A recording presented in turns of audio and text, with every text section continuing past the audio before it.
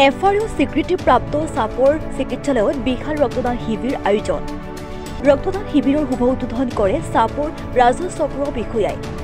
চাপৰ চিকিৎসালয়ত আয়োজিত ৰক্তদান শিবিৰত চাপৰ হালকুচা অঞ্চলৰ প্ৰায় 58 গৰাকী ব্যক্তিয়ে নাম পঞ্জীয়ন কৰে যদিও বিভিন্ন কাৰণবশতঃ তাৰে 39 গৰাকী ব্যক্তিয়ে ৰক্তদান কৰে। এই ৰক্তদান শিবিৰত সমজিলা আয়ুক্ত সৃষ্টি সিং, চাপৰ আৰক্ষী থানাৰ ভাৰপ্ৰাপ্ত বিষয়া দীপজ্যোতি ইংটিকে ধৰি বহু দল সংগঠনৰ লগতে সংবাদকৰ্মী আৰু ৰাইজ উপস্থিত থাকি ৰক্তদান কৰে। আজি চাপৰ হস্পিটেল ভিতৰত আমাৰ হস্পিটেল এডমিনিষ্ট্ৰেশ্যনটো ৰক্তদান কাৰ্যক্ৰম আয়োজিত কৰিছে।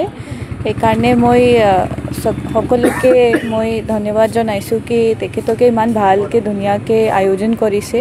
আৰু মই এই আশা কৰোঁ কি আমাৰ চাপৰ এলেকাৰ ভিতৰত যিমানখিনি মানুহ ৰাইজ আছে এই ৰক্তদান কৰি আমাৰ সহযোগ দিব আৰু আমাৰ ভালকৈ এই ইনিচিয়েটিভ যোগদান দিব, এই আশা কৰি মই সবতকে ধন্যবাদ জনাইছোঁ। Thank U.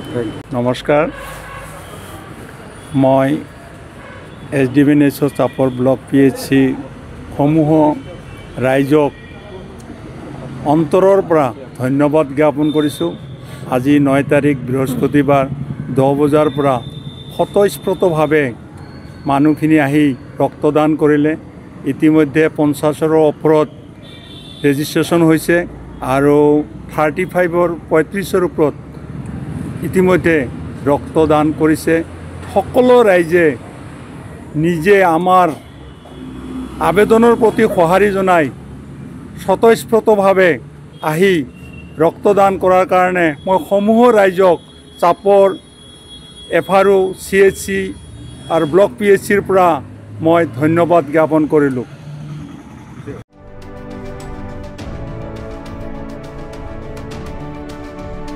চাপৰৰ পৰা সুৰজ জামান ইছলামৰ ৰিপৰ্ট, DB নিউজ।